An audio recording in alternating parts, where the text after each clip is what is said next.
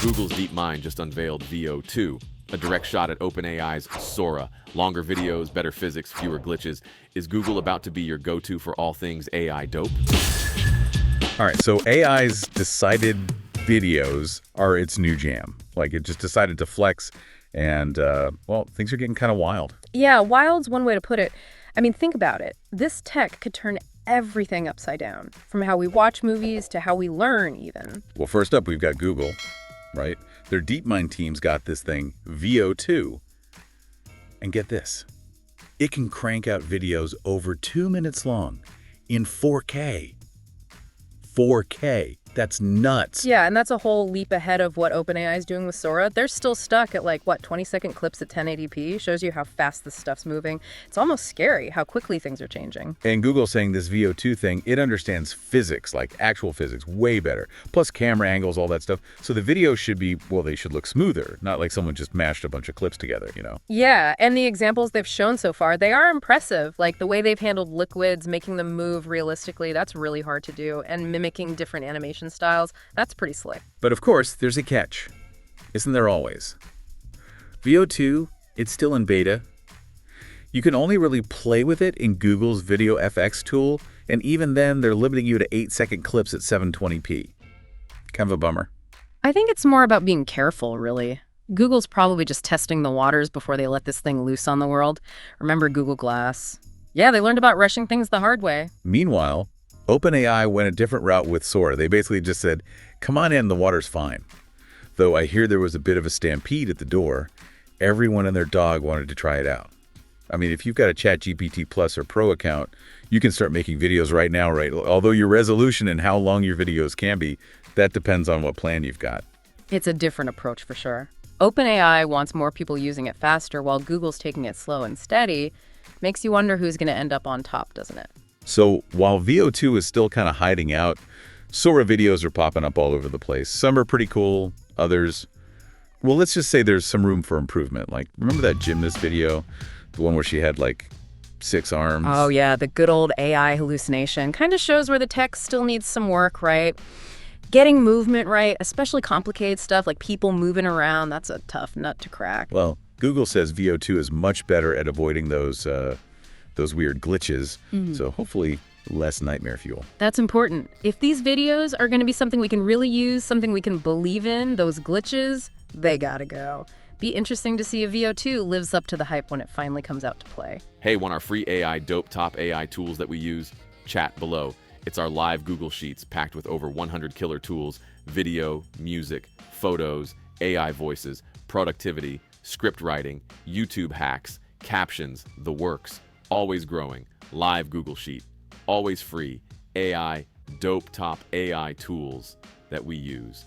Download and chat below. Back to the show. It's clear this AI video thing, it's here to stay. Yeah. And it's going to be huge, right? Like, think about it. Custom movie scenes, product demos that look like $1 million, Yeah. maybe even personalized videos for learning. The possibilities are kind of mind-blowing. Absolutely. And what about virtual tours? Super realistic ones where you feel like you're really there. Or imagine training simulations for, firefighters or surgeons, stuff that's too dangerous to practice in real life. And hey, maybe even whole movies made entirely by AI with actors who, don't really exist. Whoa. Hold on a second. My brain needs a minute to catch up. How do they even teach these AI things to do all this? Are they just, feeding them every video on YouTube? Is that it? Well, it's not quite that simple. Yeah. But basically, yeah, they train them on these giant sets of videos with tons of descriptions to go with them. That way the AI learns what's happening in each frame. It starts to see patterns, connections between things. It's kind of like teaching a kid, right? Showing them videos and explaining what's going on. Except this kid can watch millions of videos in a second. Exactly. And that's how they learn to make brand new videos from scratch based on just a few words you type in. Pretty wild when you think about it, isn't it? Yeah, it's definitely something. And that brings up a whole bunch of questions, right, about copyright. I mean, who owns all this stuff? And what about people using it for the wrong reasons? I mean, if you can make a video of anyone doing anything, think about what that means for fake news. How do we even know what's real anymore? Okay, now I'm both excited and kind of freaked out. This is some serious next level stuff we're talking about. Yeah, we're definitely entering a new era here. Lots of potential for good, but some potential for, not so good too. The trick is going to be figuring out how to manage this whole thing, how to make sure this technology helps us, not hurts us. Okay, let's all take a deep breath here. We're going to need a minute to process all this before we spiral out. We'll be right back with more on this whole AI video revolution after a quick word from our sponsors. So don't go anywhere. All right, so welcome back. Let's dive a bit deeper into how these AI video generators actually work. You know, you're right to wonder about all that training data. It's pretty fascinating stuff, really, and maybe a little creepy, too, when you think about how they learn. So they're just watching cat videos all day. Is that it? Yeah. Sign me up for that job. Not quite cat videos, but yeah, kind of similar. Think of it this way. They're trained on these massive data sets of videos, right? But here's the thing, they come with super detailed descriptions. Those descriptions are key, really, because they help the AI understand, really understand what's happening in each frame. That's how they learn to see patterns, how different things connect. So it's like, like showing a kid a bunch of videos and explaining what's happening. Yeah. Except, well, this kid can process millions of videos in a snap. Yeah, exactly. And that's how they learn to create videos, brand new videos from scratch. Just based on, a few words, a prompt. Pretty crazy, right? Think about what that means for, education. Imagine having personalized video lessons that, adapt to how a student learns, how fast they're going. That's just one example of what we could do with this. Hold on, though. If they're learning from existing videos, doesn't that raise, some serious copyright issues? I mean, are we going to see AI ripping off Hollywood movies left and right? That's the big question, isn't it? The whole legal side of this, the ethics of it all, it's still pretty murky.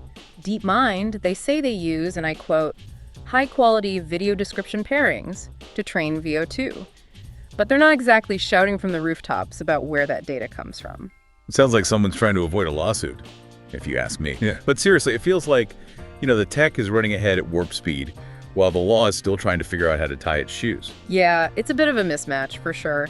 And it's not just about copyright either. You got to think about bias, too. If these models are trained on, limited data or data that's skewed in a certain way, they could end up reinforcing stereotypes, all the bad stuff we're trying to move away from. So our shiny new AI videos could be full of, sexism, racism, all the isms. Not exactly the bright future we were hoping for, is it? It's a real concern, definitely. That's why it's so important to have training data that's diverse, that represents everyone. And we need ways to check these models to make sure they're not biased. It's not easy, but it's got to be done if we want this tech to be a force for good, Okay, so we've got potential legal nightmares, ethical headaches, and the possibility of AI bias running amok.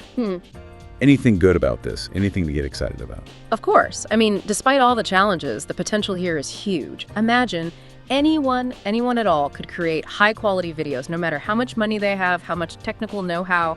That's a game changer. Think about education, small businesses, artists who are just starting out. So no more shaky vacation videos from my Uncle Jerry. I'm starting to see the appeal here. Exactly. AI could give everyone the power to tell their stories, to share what they know, to connect with each other in ways we never could before.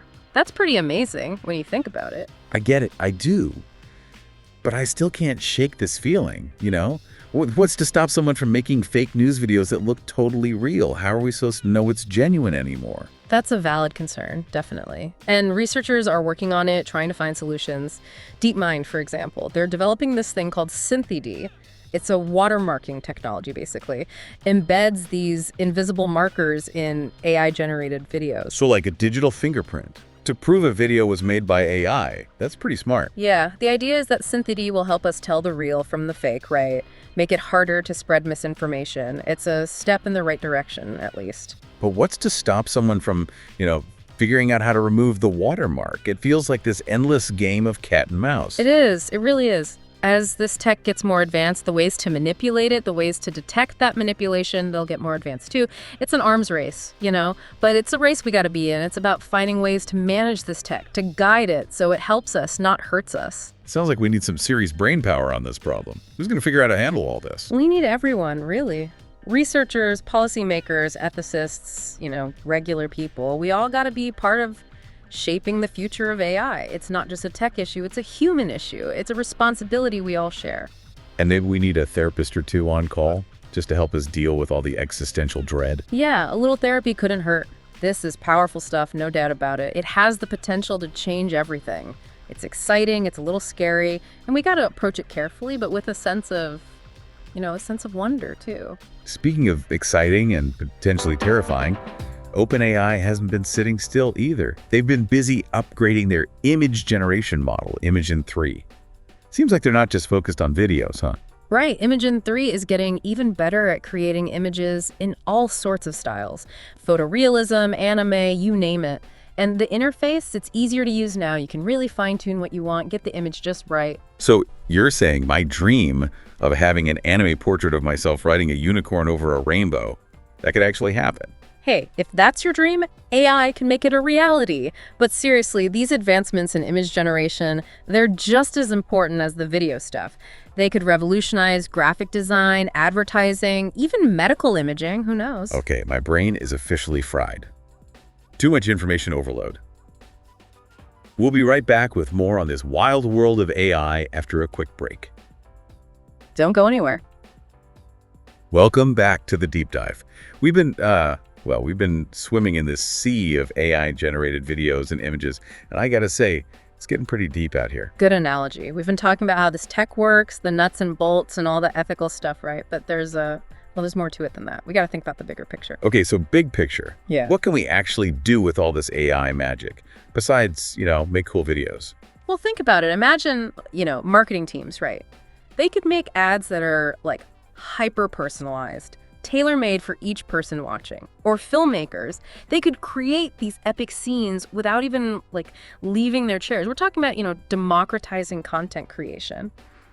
Giving anyone, even small businesses or artists, the tools to make awesome videos. Stuff that used to be way too expensive or complicated. So instead of spending millions on CGI for the next blockbuster, they can just, type in epic space battle and let the AI handle it. Well, it's not quite that simple, but yeah, you get the idea. The potential is, it's pretty much limitless. But what about, all the people who actually make those videos and images now? The animators, the special effects people, the camera crews, what happens to them? That's the big question, right? There's no denying some jobs are going to change. AI automation, it's going to disrupt some industries.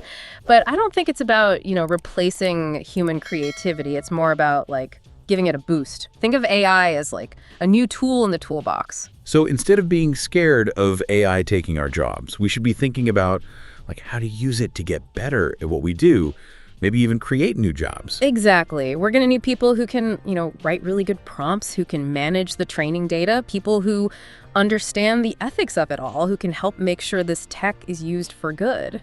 Sounds like we need a whole new generation of, AI whisperers, people who can bridge the gap between tech and, being human. Absolutely. And it's not just about, learning how to code. It's about critical thinking, understanding bias, thinking about the impact of this stuff on society. The big questions, right? So the big question isn't can AI make a better movie than Spielberg?